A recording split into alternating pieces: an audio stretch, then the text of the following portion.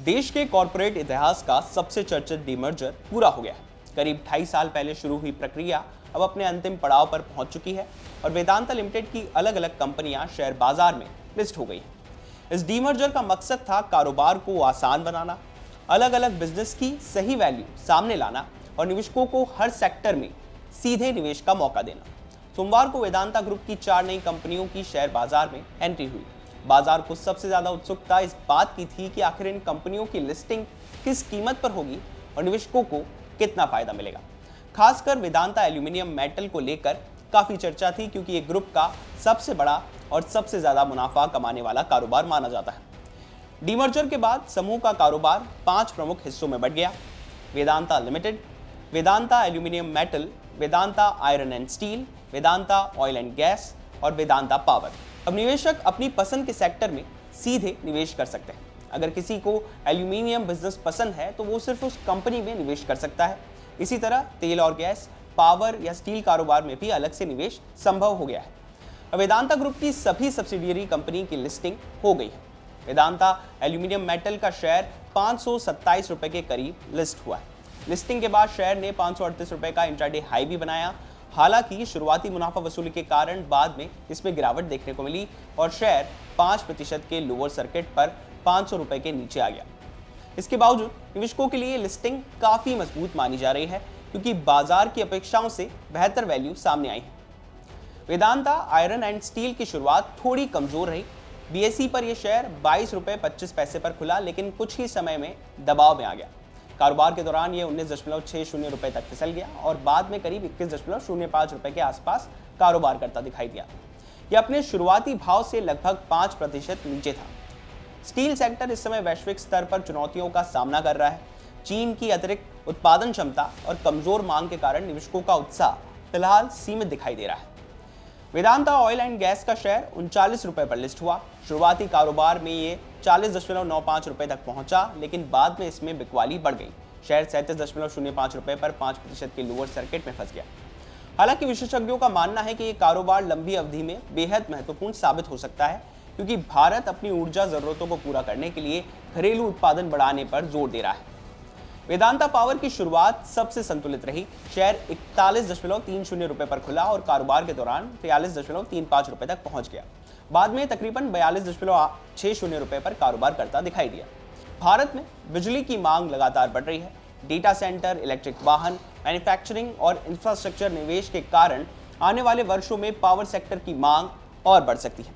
लेकिन डीमर्जर से कितनी वैल्यू अनलॉक हुई, ये सबसे महत्वपूर्ण सवाल है।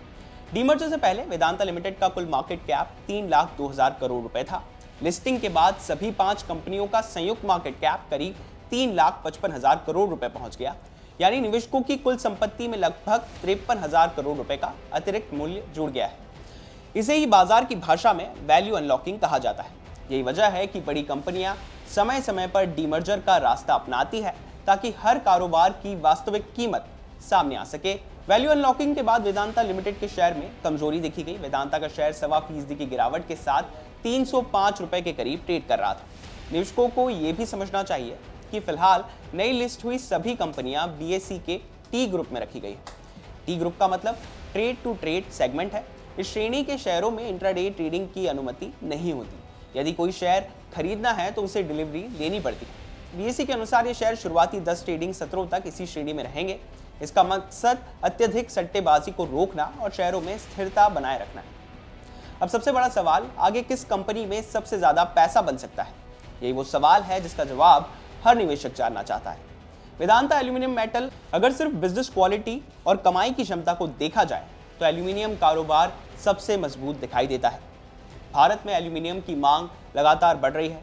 इलेक्ट्रिक वाहन, सोलर सेक्टर, रेलवे, डिफेंस और इंफ्रास्ट्रक्चर में इसकी खपत तेजी से बढ़ रही है।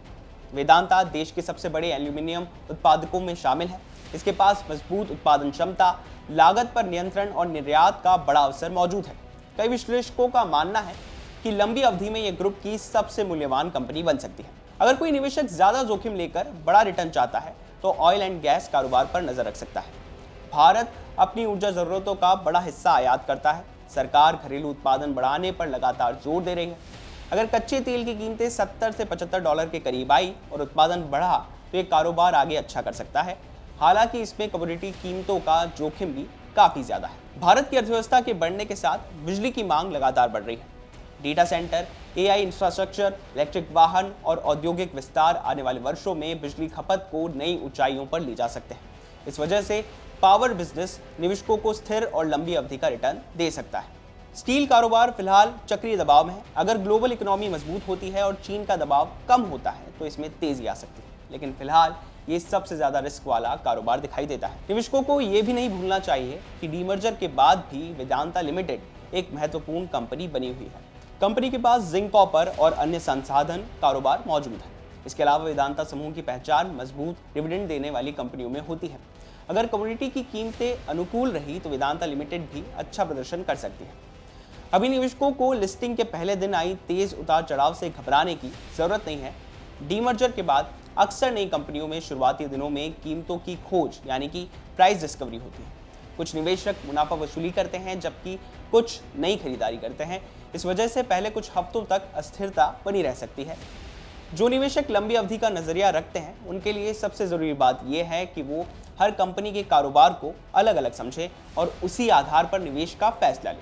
अगले कुछ महीनों में बाजार ये तय करेगा कि इन कंपनियों की वास्तविक कीमत क्या है, लेकिन इतना तय है कि डीमर्जर के जरिए वेदांता ने अपने शेयर धारकों के लिए एक नया निवेश अवसर जरूर पैदा कर दिया है। अब निवेशकों की नज़र इस बात पर रहेगी कि आने वाले वर्षों में इनमें से कौन सी कंपनी मल्टी बैगर बन सकती है। ये खबर हमने आपकी जानकारी के लिए तैयार की है। अगर आपको किसी भी शेयर में निवेश करना हो तो अपने निवेश सलाहकार की राय जरूर ले लें। बिजनेस से जुड़ी बाकी तमाम खबरों के लिए आप देखते रहिए बिस्तार।